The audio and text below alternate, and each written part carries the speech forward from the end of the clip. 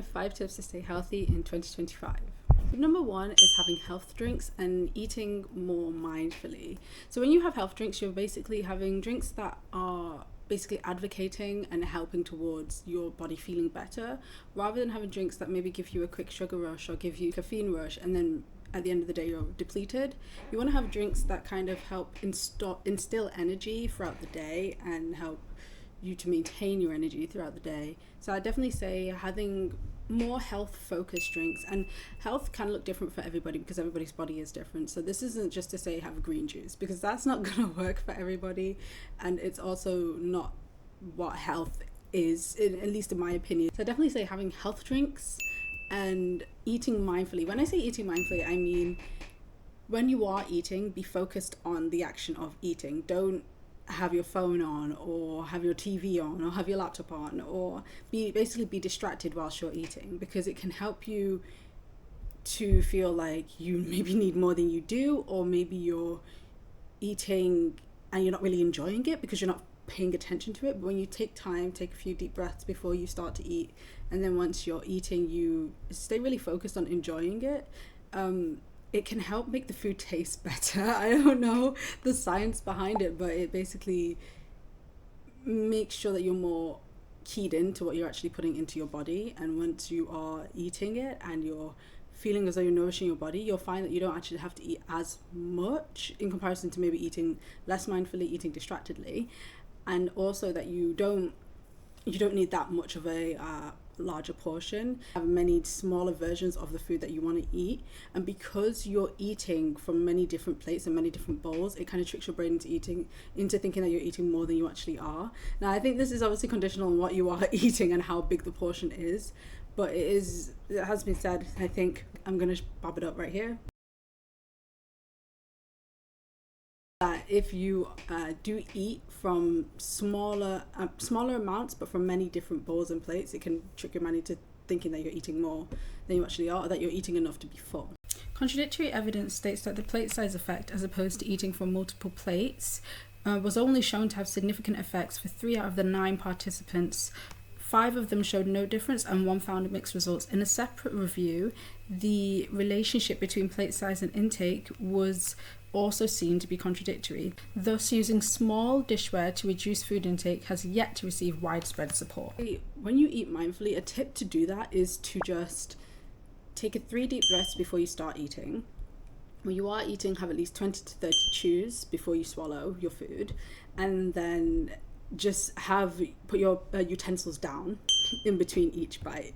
It sounds like a lot of effort to do that. I understand that, just because people don't really do that, so it's not really commonplace. But in some cultures it is, and in some cultures that is how you enjoy your food and you eat your food, and maybe you do it around other people as well. And if you are by yourself, maybe you just do it by yourself in a calming and quiet environment. That's not always possible, but if you can, that helps towards eating mindfully. I definitely say eat healthy and drink healthy drinks that work for your body and are recommended by your doctor as well, your practitioner. And then eat mindfully by taking 3 deep breaths before you start eating, having at least 20 to 30 chews, being only focused on eating, and putting your utensils down after each bite. Tip number 2 is having a routine that sets you in the best position for the day.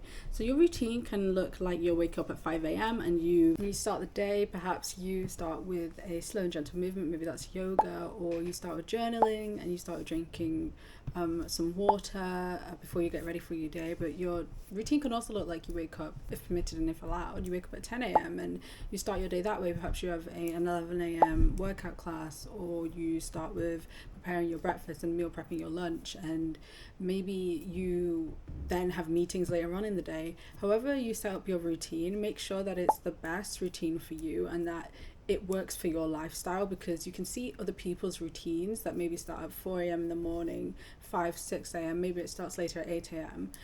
That's a routine that works for them, But don't think that just because they wake up early and just because they have different systems put in place to help them, that it will necessarily help you. You have to make a routine that fits your lifestyle and that helps you and doesn't hinder you, because there's no point in a routine that doesn't help you achieve your goals better. So maybe you have meditation in the morning and affirmations in the morning and yoga in the morning. Maybe that's how you work. Maybe that's what helps you. Maybe you wake up, have water and go for a run. Maybe that helps you. Everybody is different and everyone's routine can look a little bit more different. You just have to customize it to what works for you, because your routine needs to be able to benefit you and to help you set you up for the best start in your day, instead of make you feel stressed and make you feel as though this routine that somebody else has done, I've tried to adopt it into my life but it doesn't really work in my life and it's actually making me more stressed than more relaxed. You want to go for the more relaxing start to your day, and you want to go for a routine that helps to reinforce that, so that you can start off the day with less stimulation for your brain and more of a easy entrance into the rest of the tasks that you've got to do throughout the day. Make sure your routine works for you and that it's customizable as well. Make sure it's not rigid. You don't want a routine that is rigid, because it can also cause stress if you feel like you have to stick to it every single day and that there's no leeway. Your routine has to work for you, and if you feel different depending on the day, you can, customize and change your routine depending on the day that you're in. You'll have different things to do on different days, so maybe you'll have only 10 minutes spare instead of the usual 30 minutes spare. Make sure your routine is adaptable, flexible, and also customizable, but it's also yours. Is your routine is personalized, it's adaptable, customizable, flexible, and personalized. That is what you want from your routine. Tip number 3 is to move the body, but move the body slowly. Whenever you're doing any physical activity, obviously you want to stretch first, so definitely say move your body in a bit more of a slower way. Definitely if it's at the start of the day, maybe at the end of the day, but have some movement in there to make you just feel better.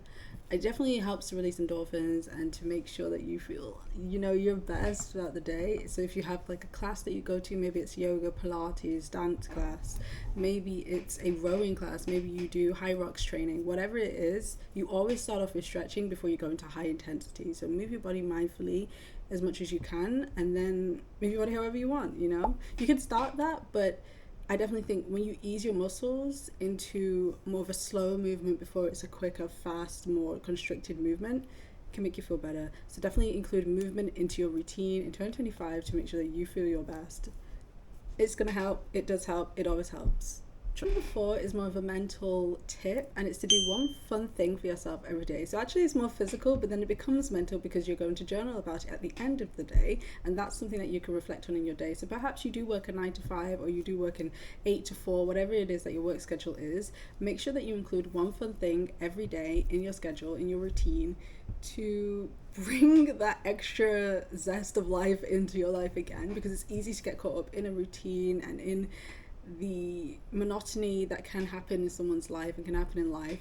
But when you just include one fun thing throughout the day, it doesn't have to be a long thing, and it doesn't have to be quick as well. It can be a 5-minute, 2-minute thing. Maybe it's listening to your favorite song, maybe it's having a prance around, or maybe you go into the office toilet, so you just have a little stretch and a little wiggle of your body, or maybe you post a funny video, or you watch something on Netflix, whatever it is that brings joy to your day. Maybe it's a chapter of a book, or booking a pottery class that you've been meaning to get to, or any other workout class, whatever it is that brings you joy. Do one fun thing in your day to reinvigorate yourself, bring joy to yourself. For me, it's dancing when I can, and if I can get to a class, I definitely do a class, but if I can't, then it's just dancing around in my room, because it doesn't really matter, nobody cares, and it makes me feel good. So just implement that kind of mindset of, I'm gonna do this because it makes me feel good, and it's a great time.